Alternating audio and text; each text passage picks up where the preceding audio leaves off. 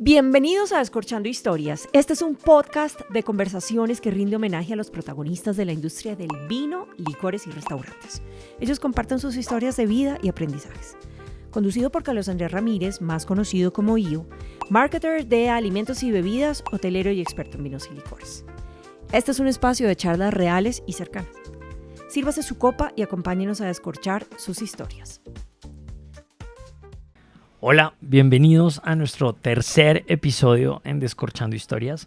Nuestro invitado de hoy es alguien muy especial, un hombre del vino, José Rafael Arango, que lleva más de 23 años en esta industria. Un hombre que cambió los libros y los cuadros de leyes y derecho por la Biblia del vino de Jancis Robinson.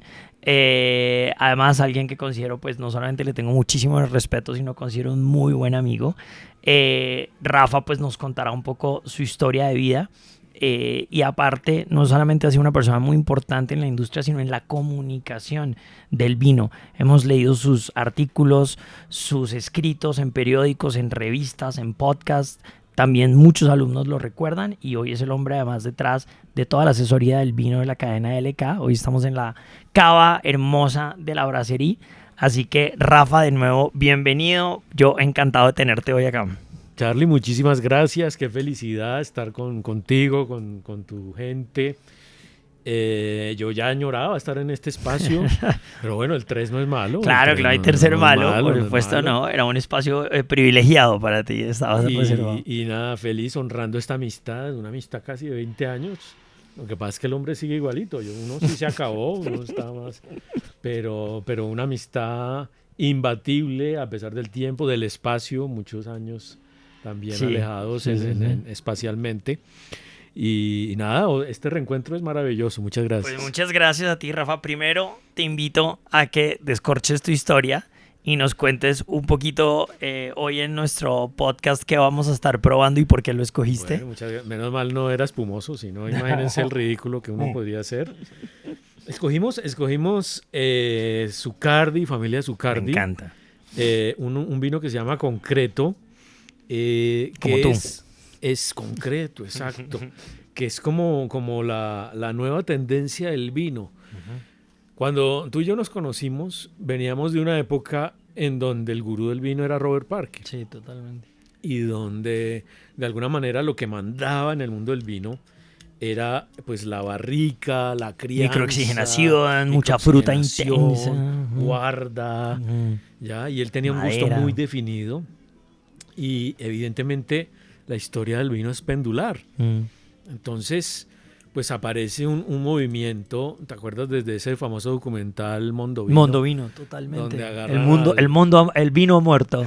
Donde agarran al pobre Michel Roland, en paz descanse, y le dicen, no, estos son vinos hechos como en laboratorio, como muy... Todos muy parecidos, ¿no? Sí, todos muy parecidos, y se alejan un poquito del concepto de terroir. Y entonces aparece un nuevo movimiento, que es el movimiento de poca intervención, poca barrica, más hacia los vinos naturales, orgánicos, todo este cuento. Y Sebastián Zucardi, su enólogo, es de los primeros que toma en Argentina, que era un país donde la barrica pues lo era todo. Dice, no, yo quiero es contarles una historia sobre el terroir. Y él habla mucho de los polígonos. Entonces el terroir no es solo ese cuadradito donde están las uvas, sino él los analiza, el microterroir, y tira como unas cintas de colores, y entonces se vuelven como unos trapezoides rarísimos, y vinifica cada uno aparte. Wow. Y la madera prácticamente no la usa, o si la usa en quinto o sexto uso, o sea, donde no aporta prácticamente nada, como un contenedor. Y justamente una de sus estrellas es el concreto, vino, como su nombre lo indica, hecho en pilas de concreto, donde quiere hacer una expresión del Malbec lo más natural, ¿no? Lo más asociada justamente al terroir. Espectacular. Entonces, yo creo que además eso es bien interesante para la gente que nos está viendo y que pues yo creo que si ves este podcast en teoría te tiene que gustar el vino, pero es algo bien interesante de cómo hay un movimiento, y ya vamos a hablar un poco del debate. Es una de las preguntas que te tengo, gracias Rafa, que te tengo si es hay sobre... mancha en el mantel, disculpe. No, gajes del oficio. Ese es sobre los vinos naturales, ya vamos a llegar a eso un poquito, pero volver un poco además a la parte más salvaje y primitiva de las uvas, ¿no? Volver a los orígenes. Back to basics es un poco lo que esa tendencia. Italia, por ejemplo, tiene unos movimientos muy fuertes probando con ánforas, con barro, con cosas de estas, ¿no? Por ejemplo, lo que pasa en Georgia, esos cuebrí enterrados en esas ánforas, prácticamente donde nació el vino, y hacer el vino como se hacía en la época de los romanos o de los griegos, es lo que está en este minuto de moda. Yo no soy tan talibán en eso. Yo creo que si la tecnología llegó, no es para que absorba el mundo del vino, pero sí para que salvaguarde ciertos conceptos. Yo creo que un balance. Ni tanto que queme al santo, ni tampoco que no lo alumbre. Entonces sí, el terroir en su expresión máxima, pero con ciertos manejos de tecnología que ayudan a que no haya vino picado, dañado, etcétera. Está espectacular. Bueno, Rafa, muchas gracias por haber escogido Concreto de Zucardi. Y entonces... espectacular. Delicioso. Lo conseguimos acá en la Brasserie. En la Brasserie, sí. Este lo trae el grupo de LK, es una de sus estrellas. Qué rico. Entonces, bueno, pues... buenísimo.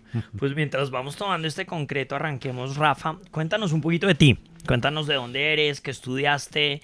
Y eso nos va a llevar, obviamente, a cuál fue tu primer acercamiento con el vino. Sí. Bueno, yo nací en Bucaramanga. Imagínense, un sommelier bumangués es como un japonés crespo. Como una rareza, sí. Tipo carne oreada y vino. Pero bueno, no, aquí el estamos. acento sí se te fue. Sí, no, ya muchos años en Bogotá. Pero muy orgulloso de ser de Bucaramanga.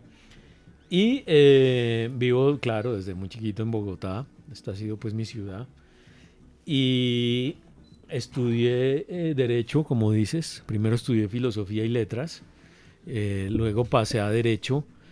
Y una vez me gradué como abogado, no digamos el año porque si no se me cae. Te revelas. Se cae la cédula aquí. Una vez me gradué, me fui para Portugal, imagínense. No sabía. Sí, yo tenía el concepto de Flaubert de terminar la educación sentimental en alguna parte. Ok. ¿Ya? Pero eso, como algo sentimental, no estudiar y volverme más exitoso. No. Sí. No, yo quería estudiar lengua y cultura portuguesa, porque uno de mis grandes escritores es Fernando Pessoa. Yeah. Entonces uno de mis objetivos era leer Pessoa en su original. Totalmente. Y allí estuve 2 años, compraba oportos en los supermercados. En esa época no había euros, eran de escudos. Okay. Valían, no sé, 20 escudos, muy baratos, pero empecé como, uy, qué cosa tan rica, y estos vinos dulces. No sabías nada, sabía nada. Probando. Sí, probando. No estudié nada en ese minuto. Y regresé a Colombia. Estuve trabajando un tiempo en Naciones Unidas, en Nicaragua. Y cuando regreso otra vez a Bogotá, allá tampoco, allá menos vino. Sí, claro. ¿Verdad? Cuando me salió una oportunidad en Chile de ir a estudiar Ciencia Política a Chile, una maestría. Entonces me fui y pues me sobraba mucho tiempo en Chile, pues estudiaba por las noches, era nocturna la cosa. Y yo en el día pues prácticamente uno estaba por ahí, pero... Y me dice, yo estudiaba con un gran amigo llamado Eduardo Duque, y él había ido ya casado con su esposa, que también es una sommelier muy importante en nuestro país, de nuestra generación, Olga Herrera. Olguita. Y ella me cuenta, no, mira, yo por las tardes me voy y estoy estudiando sommelier. Y yo, ¿y eso con qué se come? ¿Eso qué es? Sí. El de las cartas eso en el casino, dije, el croupier. ¿Para qué quiere estudiar repartir cartas? Y me dijo, no, eso no es eso. Eso es croupier. Ya. No, los vinos y tal, estamos en Chile. Y yo, claro, pues sí. Estamos en la tierra del vino. Me parece delicioso. ¿Y qué requisitos? Nada, que le guste. Y entonces me metí con Olguita a estudiar. Nos fue muy bien. Al final, las mejores notas fue Olguita, un mexicano y yo, imagínense. Claro. Rodeados de chilenos y ganamos 3 extranjeros. ¡Qué bien! Y regreso a Colombia en el año 2003. Claro. Sí, eso fue 2 años después de que yo llegué. Cuando yo llegué a Colombia, los 2 duros del vino eran Olguita y tú. Totalmente. Y yo regreso y pues yo venía como abogado ya, pues Claro. a trabajar como abogado. Pero en ese minuto la economía estaba un poquito deprimida. Ujú. Y entonces, pues, me acuerdo que un amigo me dijo, yo conozco a la gente de Global Wine, que era la gente que traía el vino Concha y Toro Claro. a Colombia. Si quieres se los presento. Y yo, pues bueno, yo había estudiado el tema como hobby. Ujú. Nunca había pensado vivir de esto, ni nada de esto. Y bueno, listo, pues chévere. Y mientras consigo lo mío, me gano algún billetico. Sí. Y mientras tanto, bueno. Efectivamente me presentaron, no, mire, que yo estudié este tema en Chile, sommelier. Y ellos, no, contratado. Y yo, no, pero pídame un pasado judicial. ¿no? Algo. Sí, contratado, pero el concepto sommelier era un concepto muy moderno y Claro. muy nuevo en Colombia, Éramos muy poquitos. porque el sommelier del restaurante en Colombia era el viejito que más sabía de vinos en el restaurante, Claro. pero cero estudios, cero... Ujú. Entonces, contratado, pero ni ellos sabían qué ponerme a hacer, ni yo sabía qué tenía que hacer. Como Claro, cuando uno claro. se gradúa de algo que uno, Claro, claro. pónganme a hacer. Pues, y me acuerdo que me pusieron El a- core de Global en esa época era Concha y Toro, Concha y Toro, principalmente. Concha y Toro principal, sí. Y me dijeron, no, pues váyase a este Carulla en Quinta Camacho y de degustaciones. Y yo, bueno, trabajo no es deshonra. Claro. Y me voy para allá y empiezan a aparecer mis amigos de derecho y yo ahí paradito dando así en una copita de plástico vino y me miran. Este man, ¿qué está haciendo? ¿Qué? Sí. Además me faltaba solo la faldita para quedar ahí como una sí, y Haciendo el curso la de buenas depilada. prácticas de manipulación con las que dan las Sí, degustaciones sí, yo de... ahí como- y me Entonces, miraban claro. rarísimo. Yo también hice eso. Y pero usted es el que trae el vino, como Mm, tratando. claro, Yo sí. no lo traigo. Pero usted, ¿qué con la empresa? ¿Es socio? No, yo no soy socio. No, pues este tipo se volvió loco. Yo Claro. no sé, bueno, terminó en estas, pobrecito, como que pesar. Yo, bueno, no, pues sí. Y así empecé, ese fue mi primer trabajo. Luego me acuerdo que me mandaron para San Isidro, a Monserrate, Ujú. a hacer servicio. Ahí estaba nuestro amigo que en paz descanse, ya murió. ¿William? No, el gerente de toda la concesionaria. Sí, se nos fue. Muy amigo también de Mauricio Bermúdez, que Sí. desafortunadamente Fernando Torres. Fernando Torre, un tipo Muy amigo de adorado. Mauricio Bermúdez, que también nos faltó en este canal, los dos ya, que en paz Tipo- descansen. Buenos tipos. Oh, ese Fernando era Sí. adorado. Y me acuerdo que empecé, eso era un boleo en ese sitio. Mm. Y pues yo no estaba muy acostumbrado al servicio, pero bueno, yo Ah. ahí tratando de ir al ritmo. Y me acuerdo que hice un servicio y había una mesa con una pareja de gays que eran los dueños de aquí Bogotá, de las arepas de la 63. Claro, claro. Entonces yo le serví un vino francés, no sé qué, todo esforzado. Y llega uno de esos señores y saca un billete de 50 y me lo echa aquí. Y yo, esto está bueno. Este oficio está chévere. Ya, 50 lucas y bien. Y así fui, y la cosa fue creciendo como una bola de nieve. Claro. En esas épocas vino uno de mis profesores que se llamaba Pascual Ibáñez. Nuestro profesor. Nuestro profesor, Sí, yo Pascual, estudié con del él en la español. Escuela de los Sentidos. Un tipo muy querido. Mm. Y me dijo, mire, yo le voy a dar un consejo. Dedíquese a esto. No sé si va a ser plata, pero va a ser feliz. Mm. Y yo sentí como que se abría el techo y entraba una luz, así como Mm. una cosa así. Yo, wow. Y le hice caso y se cumplió. 20 años después dirías soy que pobre, pero tienes estoy razón. feliz. Sí.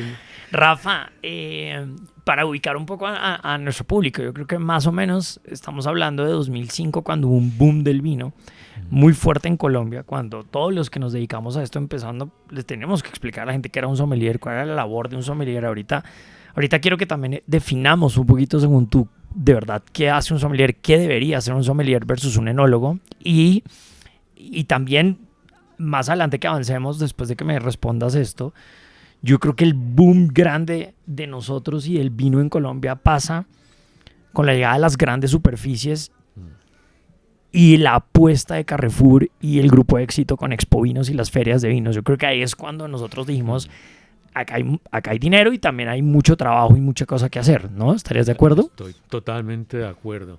Ese fue un año bisagra, como dicen por ahí. Y sí, se dieron varios fenómenos. Carrefour en su momento hizo mucho por el mundo del vino. Yo hoy estaba hablando de eso y dije dos cosas. Carrefour fue el primer constructor de cultura de vino, Sí. sobre todo en el off-trade, en supermercados, en esto, porque apostaron a montar unas cavas enormes de vinos reserva y de lujo, de guarda. reservas y metros. Antes al supermercado dedicaba, no sé, 2-3 metros, y donde estaba el Cherrinol, el Frisantino, pero no ser demandado por las marcas. Y no había más. Y estos tipos hacen una apuesta. Ustedes saben que cada metro del supermercado pues vale plata. Claro. Y hacen una apuesta enorme. Y yo decía, Carrefour fue el gran promotor de esto. Pero, por ejemplo, también fue el gran destructor del vino francés. Porque ellos empezaron a traer vino francés que Muy a la baja gente calidad. no entendía, a veces muy barato, no le gustaba. Y entonces, como que Francia fue un destino fatal al Claro, vino. claro.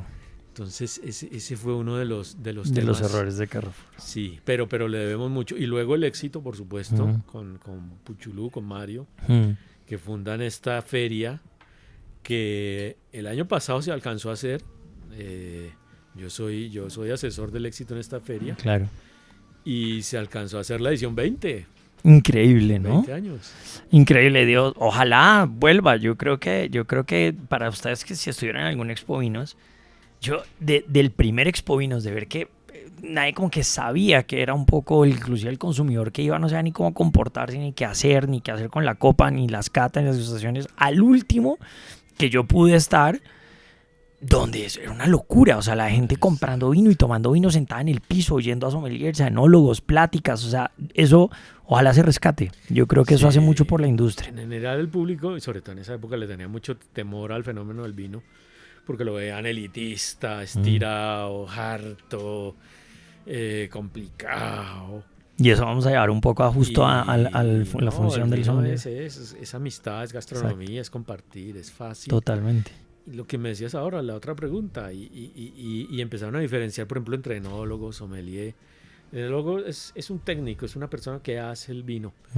Y muchas veces es un pésimo comunicador. Totalmente. Pésimo comunicador. O sea, es un gran profesional, pero le gusta es estar allá en su química, en su mundo, en sus cosas, ¿sí? En sus mezclas, y lo ponen a hablar y le dan una jarte. No todos, por supuesto, grandes comunicadores. Y el sommelier es como ese gran difusor, ese personaje que entrega el vino y que tiene muchos roles, ¿no? En el restaurante tiene el rol de maridarlo con la comida.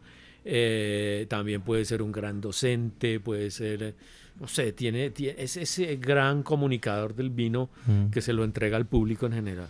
Sí, para mí yo creo que estoy de acuerdo contigo. Un sommelier, para que ustedes sepan, pues sí, en muchos lugares, dependiendo del nivel del restaurante, puede ser además el encargado del servicio, la persona que se acerca a ofrecérselos, a venderlo, a abrirlo, a escorcharlo, todo esto, pero más que todo para mí el sommelier es el tipo que tiene que enamorar a la humanidad del vino y saberlo vender. Si un sommelier, después de que hablen con él o les explique sobre vino, ustedes quedan más confundidos o los aburrió tanto, o los desilusionó tanto, o los confundió tanto, que usted decidió pedir una cerveza, pues algo hizo mal. Algo hizo mal. Ese es el sommelier. Yo digo, es un puente entre los productores de vino y ustedes los consumidores. Bueno, salud por eso. Salud, ¿no? Y ahorita vamos a otra pregunta que te tengo referente a eso. Rafa, de esa época interesante en Colombia, esto es algo que también hablé con nuestro invitado anterior, con J.R. Rueda, de cómo desafortunadamente en Colombia pasamos más o menos del año 2000.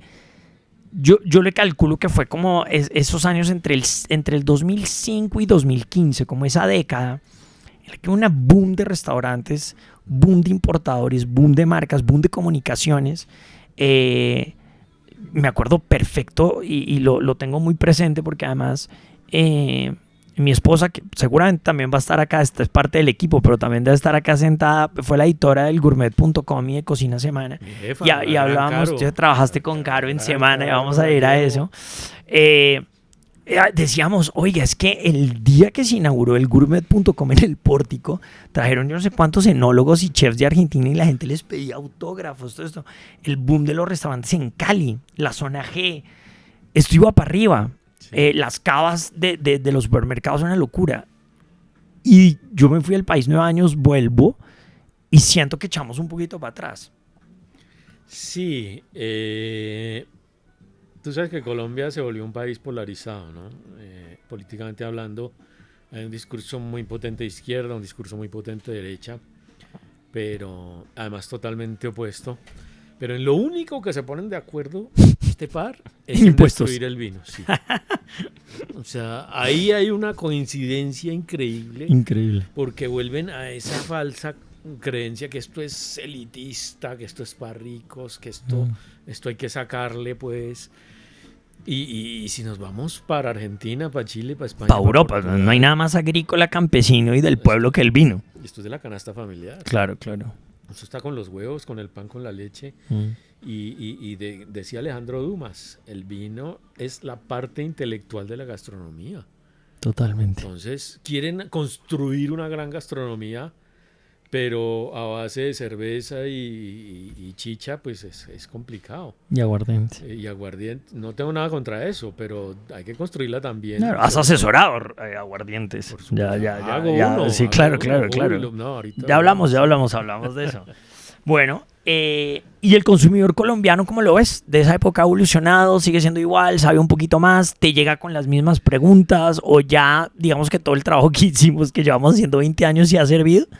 Sí, no, gracias a Dios. Uy, yo no he encontrado unas cosas tremendas. Uh-huh. Y hay dos cosas bonitas que rescato. Uno, la juventud habla hoy de vinos. En nuestra época no. Qué bueno. Nuestra época era tequimón en la esquina, cerveza y... Yo llegué a ser... En el colegio yo llegué a hacer un tequimón en algún momento. Y si era vino era Moscato Pasito, una cosa horrorosa. Claro. Manischewitz. Sí, máximo. Eso ya era la otra. Era sofisticado. No, ya, yo he tenido la suerte, por ejemplo, de dictar en pregrado tema vinos, en la Sergio Arboleda, en el Externado. Fuimos profesores del Externado juntos. Y ya los jóvenes les gusta, entienden que hay vinos asequibles al bolsillo, que no es una cosa que hay que pues vender la casa para poder tomar vino. Y la otra es que si bien el consumo no ha aumentado, yo creo que seguimos por el 1.5 o 2 litros por persona al año. El ticket promedio sí ha aumentado. Okay. Hablábamos, por ejemplo, de esta cava. Eso es una cava costosa, sí. Costosa, o sea, digo, el inventario de tener compleja, vinos reserva. Yo sé, es brasserie, es un clásico, pero, o sea, cada vez, no sé si se toma más, pero se toma mejor. Ya. Eso sí. Hablando de eso, Rafa, nada más para ponerlos a ustedes en contexto, dijiste el consumo por persona de vino en Colombia es de 2 litros aproximadamente. 2, 3, y somos muy generosos. El principal consumidor hoy en día, porque ha variado mucho entre España, Francia, Italia, hoy en día es Portugal. Luxemburgo, Portugal. Portugal, 50 litros. 50 litros por persona, para que se hagan más o menos la idea. Exacto. 50 litros, el país que más toma, 2, Colombia. Exacto, a mí, yo siempre les pregunto a mis alumnos, ¿cuánto toma en Colombia? Y me dicen, no, por ahí que, profe, 10 litros. Le dije, si tomáramos 10 litros yo sería multimillonario. Claro, y de esos 2 se lo toma uno usted y uno yo. Exacto, entonces, soy pobrísimo. Bueno, muy bien. Rafa, ¿qué opinas de este boom de los vinos económicos? La verdad es que además pues, la gente está cuidando mucho el bolsillo y eso es súper entendible. Para los que tomamos vino en el día a día, tengo muchos amigos que dicen, yo aprecio un buen vino, pero no me da para tomar buen vino con los precios y los impuestos que hay en Colombia todos los días. Y la verdad, porque es lo primero que te dice, para mi día a día estoy comprando vinos del D1, de Ara, todo eso. ¿Qué opinas de ese boom de esos vinos? Bien, a mí me encanta. Aquí hay un dicho que yo creo que es universal. El mejor vino del mundo es el que más me gusta a mí. Todos estamos de acuerdo con ese dicho. Pero el gusto tiene que mejorar con el tiempo. Claro. No es que el mejor vino del mundo me gustó Manichewicz y el resto de mis días tomo no, hay que ir creciendo, hay que ir evolucionando. Y aprendiendo, ¿no? Que compara, hay cosas muy interesantes. Yo creo que para gente que está entrando, iniciándose, creciendo, aprendiendo esta cultura, es la mejor puerta de entrada. Pero el otro día estaba yo en el Jockey Club aquí, pues muy importante, claro. Gente muy... Y me decía un señor, no, es que no hay nada como esos vinos de uno, de Ara, eso para qué comprar otra cosa. Sí, quedas distorsionado, es decir, dije, me sirve porque pues me alcanza, pero sí hay cosas más interesantes. Le dije al tipo, ¿usted a qué se dedica? Me dijo, no, yo tengo un criadero de caballos. No era Julio Eduardo, por supuesto, era otro. Le dije, ya, pues mire, lo que usted me dice es como si yo llegara un día a su finca, a su criadero, y llegara montado en un burrito trotón así grisecito con capulita, bien bonito. Y yo llego y le golpeo y yo, mire, pura sangre. ¿Qué? ¿Perdón? No, pues mire, pura sangre con el sí, para mí no necesito más. No necesito más, mire esta joya. ¿Usted qué me va a decir? Pues hermano, está bonito. Pero es un burro. Está bonito, chévere, la capula lo trajo bonito. Pero es un burrito. Si quiere yo le muestro los pura sangre. Claro. Perdón, eso es lo mismo que usted me está diciendo. Me encanta ese ejemplo. Los pura sangre son otra cosa. ¿Quiere montar en pura sangre? Sí, yo le muestro. ¿Quiere montar en burrito? Feliz. Y el burrito no tiene nada de mal. Pero tenga claro que es un burro. No diga que es lo mejor que hay. Perfecto. ¿Qué es el mito del vino que más te ha fastidiado acá en Colombia que hay? O sea, ¿cuál es como un mito constante que tú digas, otra vez? Les voy a contar un cuento. Yo escribía en Soho. No sé si se acuerdan de Soho, tal vez no, una revista. Yo como extraño esa revista, los artículos. Sí. Además que de verdad la compraba por los artículos. O sea, como, sí, obvio, no, de verdad que era por los artículos. Y las secciones eran divertidísimas, pero a ti te pusieron, además, nunca se me va a olvidar, porque tú hacías los reviews serios de los vinos en Cocina Semana, pero luego en Soho te pusieron a catar cosas raras. Se llamaba Cata Bizarra. Cata Bizarra. La primera fue de leche materna, imagínense, de ahí para arriba. Peligroso esa. Y un día me hicieron hacer una reseña de esos vinos de low cost. Y había uno que era muy malo, no voy a decir cuál. Y mi reseña fue, no, es mejor una picada de alacrán que un vino de estos. Y 3 meses después, invitación a Chile, varias bodegas, y una de esas bodegas era la que hacía este vino. ¿Y se acordaban? No, pues yo llegué. Lo tenían enmarcado. Éramos varios periodistas. Yo de pronto no sabe, ¿no? Y de pronto la cata era en como una especie de cabaña y había un lago. Sí. Lleno, me van a poner pijama de cemento y para el lago. Y aquí uno se pierde el colombiano. Ni idea. Y me acuerdo que me senté a catar los vinos y se sentaron como 4 tipos al frente mío de traje gris y como el abogado de los Simpson. Ahí. Clarísimo. Pero de la bodega. De la bodega, ya. Pero yo, uy. Y entonces yo cada vez que cataba, me miraban así. Y yo, uy. Ahora es 7. Sí. ¿Y qué opina? Y yo, no, está potable. Potable. Y yo, pues, ¿qué más puedo decir? Sí, claro. Es que un huevón en Colombia ha dicho estupideces de nuestro vino. Un tal Rafael Arango. No dijeron. Un huevón, dijo esto. Y yo digo, pero eso nos dio más fama. ¿No? Y yo, es que nadie sabe para quién trabaja. Yo salí, aquí estamos, sí, vivos. Bueno, muy bien. Bueno, si lo ven los de Chile ya saben quién fue. Vamos a hacer una rondita, Rafa, hablando un poco. A ver, siempre hablamos como de lo que se debe hacer en la vida. Vamos a hacer de lo que no se debe hacer. Y pues nuestro público es mucho consumidor, pero también hay mucha gente de la industria, hay muchos sommeliers, mucha gente viéndonos que trabaja en restaurantes o que se está formando en distintas escuelas de sommeliers. Entonces vamos a hacer a Rafa Arango, el primer sommelier que tuvo Colombia, colombiano, que nos diga como sommelier qué no se debe hacer. Al hacer una carta de vinos, Rafa, ¿qué no se debería hacer? Hay varias cosas, hay varios conceptos. Ni buscar lo más caro, ni buscar lo más barato. Yo creo que hay que buscar un equilibrio. Y por supuesto, unos vinos que vayan acorde con el restaurante. O sea, si uno tiene un sitio de comida de mar, pues no se ponga a tener Cabernet Sauvignon. Claro, que una priorice carta rosados, blancos, que en tintos Colombia ligeros. pasa mucho, ¿no? Sitio de comida marina y 62 Cabernet Sauvignon. Claro. Entonces, pues, ¿qué estás comiendo? Por ejemplo, en Colombia pasa mucho. Uno se sienta, ¿qué se va a tomar el señor? No, es que no he pedido. Sí, pero ¿qué se va a tomar? No, es que yo marido con base en lo que me voy a comer.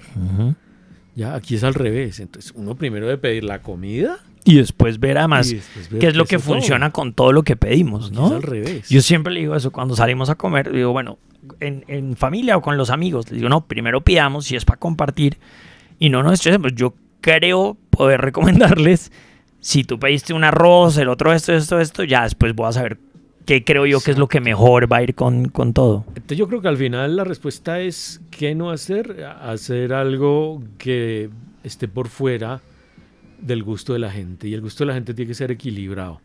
O sea, no puede ser ni un vino super chocolocos que no conozca a nadie, Claro. ni vinos 100% supermercado que conozca a todo el mundo, ni vinos ultra caros que nadie pueda comprar, ni vinos regalados. Baratos, exacto. Coherencia y concepto, o sea, que tenga que ver con el concepto Exacto. del lugar. La copa ha sido siempre una herramienta demasiado importante para nosotros. Todo el mundo nos molesta a nosotros con las copas, ¿no? Sí. En mi casa es nadie lave las copas porque el único que las puede lavar es Carlos Andrés. Yo soy además un fanático coleccionista de Riedel, que es de lejos para mí la mejor marca para copas.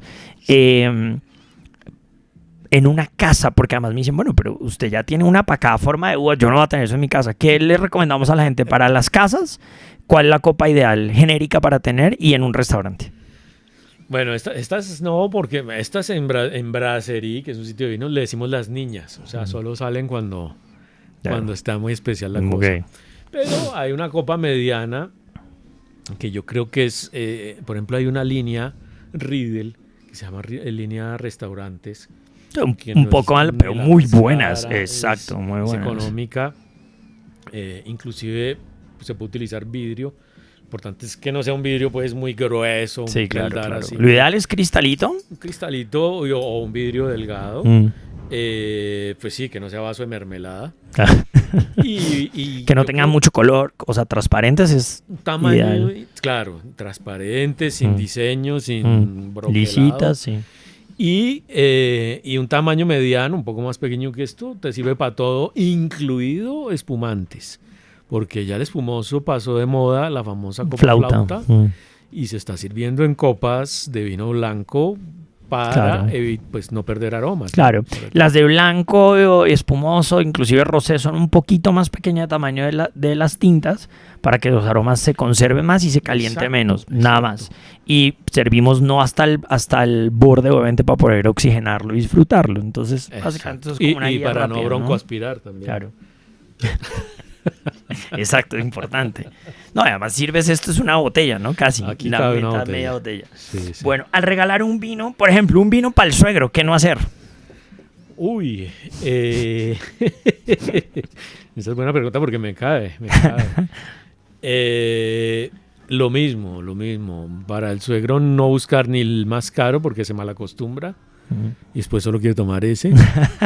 Ni el más barato porque según un amigo le informa que eso no vale nada.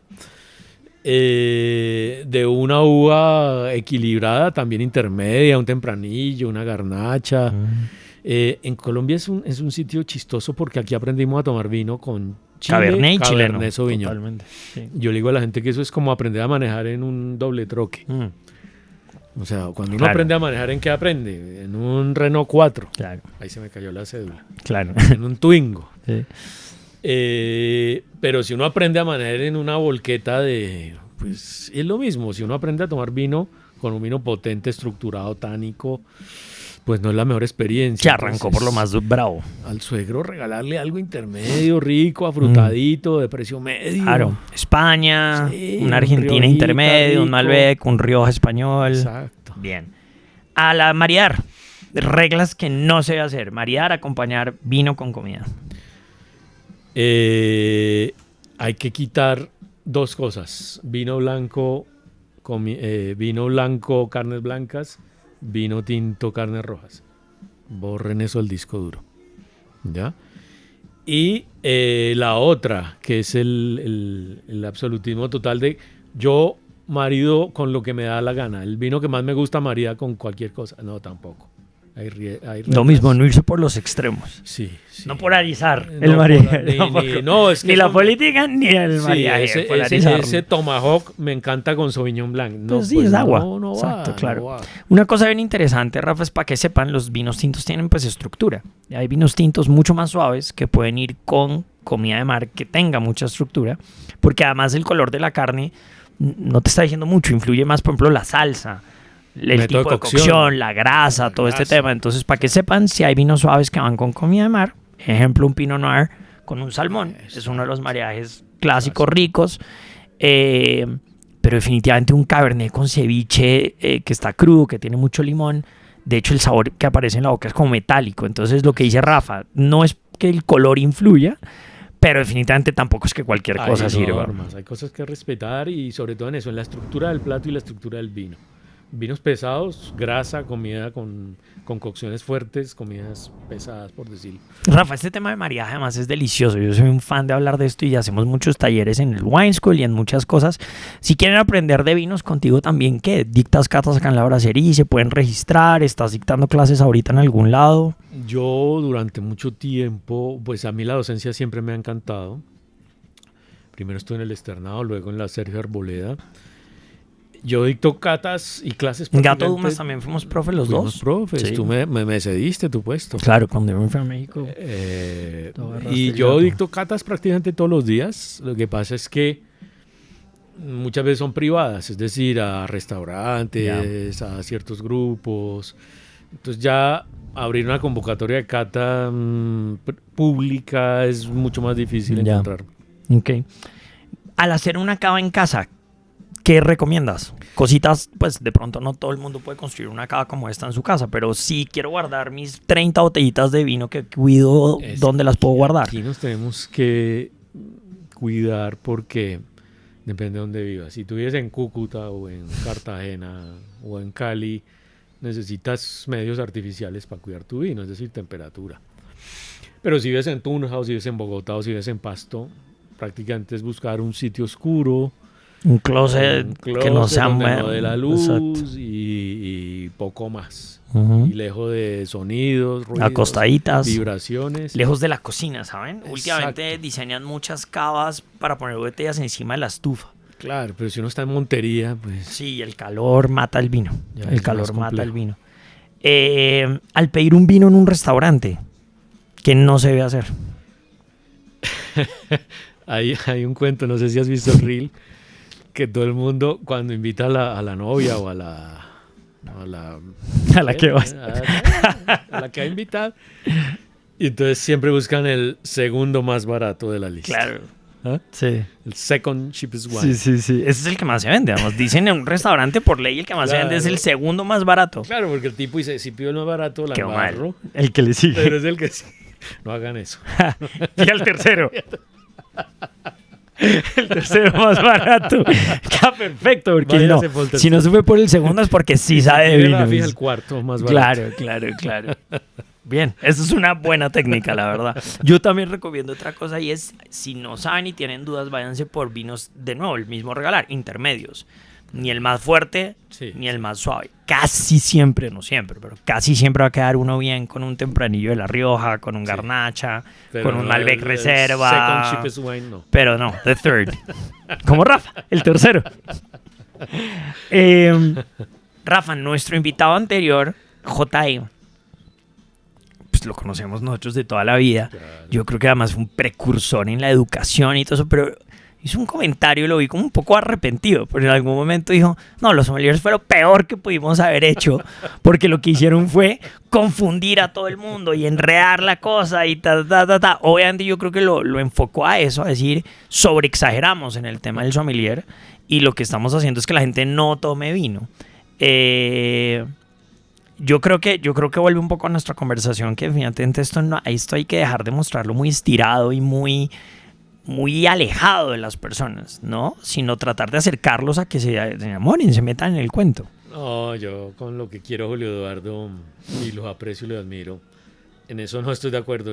O sea, estoy de acuerdo en que crearon unos especies de reyesuelos que cada uno tenía su propio feudo. Claro. Yo se refería a eso, ¿no? Restaurante. Sí, intocables. Y entonces tu vino no me sirve. O sea, para el importador esos reyesuelos a veces son molestos. Claro. Pero para el consumidor no. Yo, por ejemplo, veo aquí la labor de Daniel vendiendo. Es un facilitador, lo adoran, lo buscan. Daniel Sommelier de la Brasserie, para que pregunten por él cuando vengas, un tipazo. Sebastián Emprimi es un tipo también que los clientes preguntan porque es un facilitador. Claro, y el tipo nunca les está vendiendo el más caro, sino el que va, el que está necesitando, porque además el sommelier es un psicólogo. Tipo tiene que ver, está con la novia, está cerrando un negocio, está deprimido, está feliz. Acá en la Brasserie, ¿qué experiencias crees tú, no, que la gente tiene diferente en relación al vino a otro restaurante? Este es un sitio privilegiado porque la mayoría de los clientes que entran aquí no están muy preocupados por la billetera.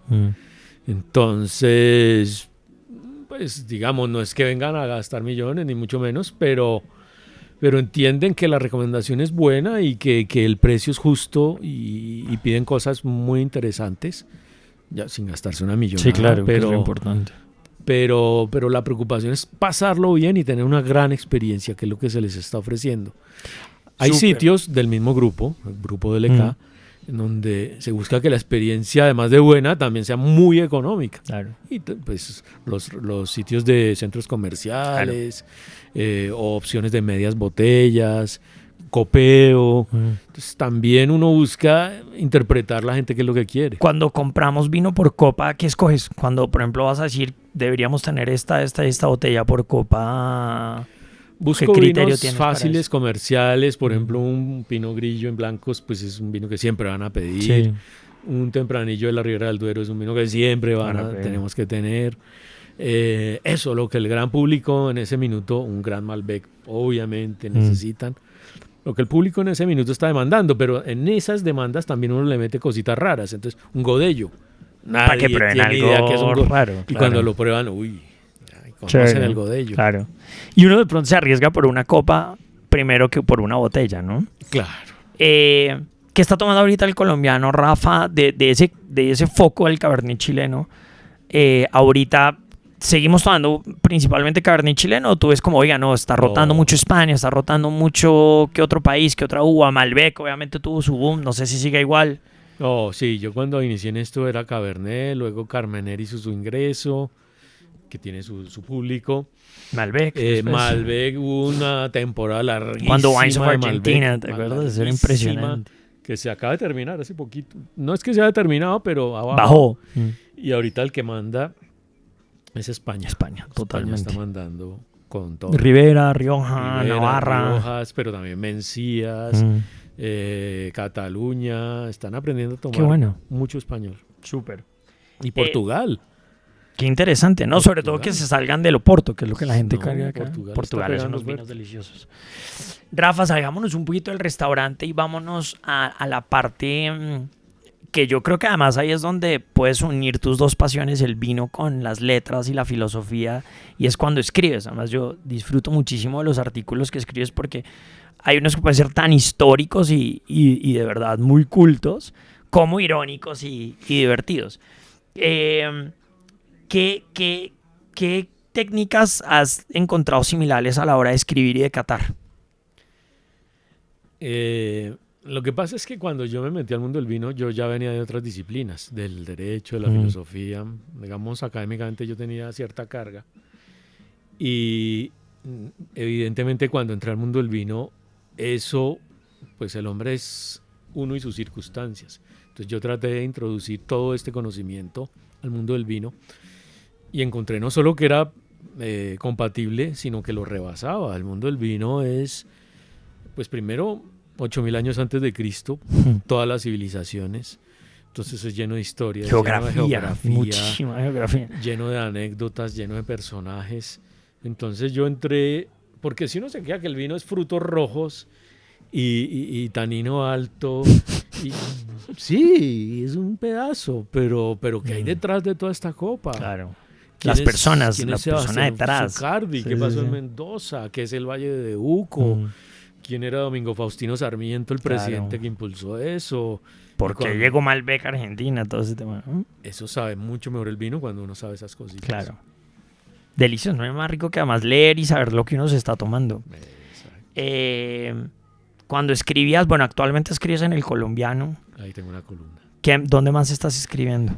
Yo tuve mis épocas doradas cuando Caro, nuestra querida Caro, Con era Semana. mi jefa. Yo escribía en 6 revistas en esa época. Deberíamos retomar esas cosas, ¿no? Luego hablamos. Era Cocina Semana, Luxury, Soho, Hagamos algo digital. ¿Cómo se llamaba? La Sterling. Eso era una delicia. Sí, y El Colombiano estaba leyendo de gastronomía y de vinos. Ahora tengo mi columnita chévere, feliz. Ahí en El Colombiano vivo feliz. Oye, y en la sección esta que te puso a hacer Soho de las catas bizarras, que fue, aparte de la leche materna, que fue lo más raro? ¿Qué fue lo más raro que probaste? Uy, ahí hubo lo todo. más feo. El chamber que hacen en la cárcel, me dieron chamber. ¿En la cárcel? En la cárcel hacen unas cosas con alcohol etílico, alcohol de farmacia. ¿Fermentado ahí o...? Sí, y le echan frutiño y lo saborizan. No, es que se arriesgó a probar un montón de cosas. Obvio lo escupí porque llegó a quedar ciego, pero solo el contacto con la lengua me quemó. Wow. O sea, no tuve papilas gustativas varios. ¿Eso todavía está online para buscar esas secciones? De pronto, sí, pues vamos a buscarlas. Qué pena, varios me pueden chantajear si las... el aguardiente de culebra, que tenía la culebra traído de China, que más me acuerdo así con horror de esas épocas. No, había cosas terribles. Todo tipo de masatos, chichas, bebidas, fermentos artesanales de dudosa procedencia. Pero, nada causó efectos secundarios. No lo sé, hay que preguntarle a mi esposa. Rafa, bueno, metiéndonos en el mundo de los espirituosos, has asesorado muchos rones y aguardientes locales. Cuéntanos un poquito, aprovechando ya este pequeño espacio antes de cerrar, de aguardiente. Estás con Júbilo. ¿Qué es Júbilo? Sí, antes de pandemia recibí una llamada rarísima y era nada más y nada menos que el pibe Valderrama, imagínense. Carlos, el pibe Valderrama. ¿Le marcó? Me marcó. Y dice, ajá. ¿Todo bien? Y yo, no, todo bien. Y me dice, no, es que queremos hacer un aguardiente con un socio que tengo. Y yo, ¿quién es tu socio? Edgar Rentería. Wow. Y yo, bueno, no, los felicito, pero... ¿Y me quieren a mí de socio? ¿Quién le dio el dato suyo? No sé, se lo levantaron. Ok. ¿Y me quieren a mí de socio? Sí. Y yo, no, se montaron un peladero porque plata no tengo. Dijeron, no, plata no necesitamos. Asesoría, claro. Es un tipo con paladar, criterio. Queremos que participes en este proyecto y me vincularon. Y ha sido un proyecto bellísimo, complejo, porque otra vez repito, hacer empresa privada con alcoholes en Colombia es muy difícil. Acuérdense que en el capítulo con J explico un poquito cómo funciona todo el tema de estatal, gobernaciones departamentales, todo este monopolio. Es dormir con el enemigo, todo está mal, todo te lo rechazan, todo es difícil. Entonces han sido años de lucha, de brazo partido, pero ahí vamos. Y ¿yo qué hice? Yo traté, lo que hablábamos ahorita, traté de hacer un aguardiente para no aguardienteros. Claro. Porque yo no soy de aguardientes tradicionales. El anís no creo que sea el sabor más buscado en el mundo. No estoy hablando de Colombia, sino del planeta. Ya, sí, pues ahí es muy específico los que toman en Grecia, los franceses que están acostumbrados al pastiz. El Líbano. Ya, poco más la gente le gusta el anís. Entonces sí, hay anís, pero además estudie las familias de anís, estudie la molécula del anetol y encontrar otros anises que son mucho más atractivos. Y fue lo que hicimos con Júbilo y bueno, ahí vamos. ¿Dónde se hace? Lo destilamos en Armenia. En Armenia tenemos unos convenios, hay una destilación, hay alcohol también artesanal que tenemos aquí en La Calera, en Valle del Cauca también nos surte. pero el ensamblaje es en Armenia. Qué interesante. ¿Y lo están exportando o es solo para consumo? En este minuto local? lo tenemos en duty free y ahora con la apertura de fronteras en el tema del alcohol, ya está en varios sitios. Lo tenemos Acá se en puede varios conseguir en sitios. supermercados. En algunas tiendas sí, no es barato, no es así masivo, no es un producto masivo. Hay que probar. El aguardiente del Pío y de Rafa Arango. Uy, todo Muy bien, bien. todo bien. Y con Edgar. ¿Y Ron has asesorado? No. Rones me no. he metido en... Bueno, vámonos a un bloque rápido. Entonces, te hago una pregunta, me respondes con una palabra, ¿va? Ay, Dios. O Qué si Dios. puedes una denominación de origen. Champaña. En serio. Sí. Un vino que te haya marcado. Cheval Blanc. ¿Qué opinas de los vinos naturales? Com si, com sa.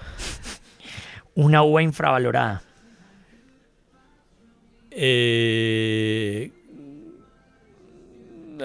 La Turiga Nacional. Turiga Nacional. Portuguesa. Mariaje rarísimo, pero que funciona. Champaña y crispetas. Wow, hay que probarlo. Totalmente. ¿De mantequilla o normalitas? Con mantequilla le Sí, le aporta el... un vino para convencer a alguien que no le gusta el vino. O que dice que no le gusta el vino. La garnacha. El que no le guste la garnacha está perdido. Wow. Eso es pura fruta. Eso es mermelada de fresa. Muy bien. Delicioso. ¿Corcho o taparrosca? Corcho, tradicionalista. Una región a la que siempre que te dicen tienes que ir vas feliz. Al Douro. Felicidad. Fuera de los restaurantes del grupo LK, que son espectaculares, un restaurante que te encanta ir, como to must go. 9. Ay, Bueno. mi otra carta de vinos es 9. Súper. 9. Gran lugar. Pedrito es tremendo chef y Sí. tremendo sommelier. Sí, y buen barcito. Y También. lo tiene Buen mixología, sí, todo. me encanta. Mi carta de vinos es 9 y mi sitio, además es un sitio de chef. Uno le pregunta a los chefs, ¿dónde comen? En 9. Chévere. Eso ya dice mucho. Súper chévere. Un maestro muy importante que recuerdes en tu vida, referente al vino. Pascual Ibáñez. Sí, yo igual, ¿no? Pascual y Mauricio, Ibáñez. grandes maestros. Y aquí en Colombia, ¿quién? Es que le debo mucho a mucha gente. Tengo un gran amigo que se llama Jaime Cifuentes. Ujú. Él se dedica a otra cosa, es porcicultor, una persona con mucho dinero. Pero gracias a él, Jaime, ojalá me veas, o si no te lo mando. Sí. He tomado los mejores vinos del mundo gracias a su generosidad. Wow. Y es mi teoría, los vinos, no hay que ser millonario para tener acceso a ellos. Uno no busca el vino lo busca uno. Cuando uno merece ese vino, Llega, hay alguna manera que no uno sé lo prueba. cómo, Sí, sí. mágicamente aparece y uno lo puede probar. Doy fe de eso. Yo he probado, no todo, pero 90% de lo que he querido en la vida. Wow. Y me han llegado, no he gastado un peso. Que es mejor. Además, no, porque Claro. sé que el vino me ha buscado. Wow. Me ha dicho, él ya está listo, pruébalo. Increíble. Tengo esa teoría, no sé. Rafa, qué hora tan agradable. Muchísimas gracias por tu Andy. tiempo. Se Podemos pasó seguir hablando volando. mucho más, sí, Ya pero pasó una hora. volando. Pero bueno, después podemos hacer capítulo 2. Ya he hablado con varios de sentarnos acá en la Cava de la Bracería 3, 4, que hablemos de vino. Un capítulo muy de vino, ¿no? A ver quién descorcha una botella diferente y la vamos discutiendo. Cuando vinculamos a Caro. Hay que traer a Caro, Adoro, sí, hay que Caro, traer a ven. Hugo Sabogal, hay que traer a Antonio Giraldo, hay que traer a Olguita, que está en Panamá, pero la invitamos. Bueno, acá somos un buen grupo de amigos que hay que sentarnos a hablar del tema. Y sobre todo lo que hemos dicho mucho y quiero comunicar en este canal, desmitificar que esto es snob, alejado, aterrizarlo, acercarlo a ustedes. Esto es delicioso. Y esto es sencillo, parte es fácil. del, ahí como dice Julio Eduardo, del buen vivir. Y es tan fácil como comer y beber. Es así de Exactamente. fácil. Salud, Rafita, muchas Salud, gracias. Charlie, gracias y a por la ustedes nos invitación. vemos pronto en el episodio número 4. Déjennos sus comentarios. Si tienen recuerdos en la cava, qué restaurantes de LK les gusta, cuál es su plato favorito de la bracería. Si quieren buscar a Rafa en Instagram, ¿cómo es tu Instagram, Rafita? Mi nombre, José Rafael Arango. Ahí @ está. José Rafael Arango y en Twitter, ¿cómo se llama ahora? X. X. ¿Tiene ex? Soy Yo un soy un X-Men. marica. ¿Cómo? José Rafael Arango. José Rafael Arango. Súper. Salud. Corte. Bien. Salió bien, ¿no? Mm. Y sin cortes. No, está entero además.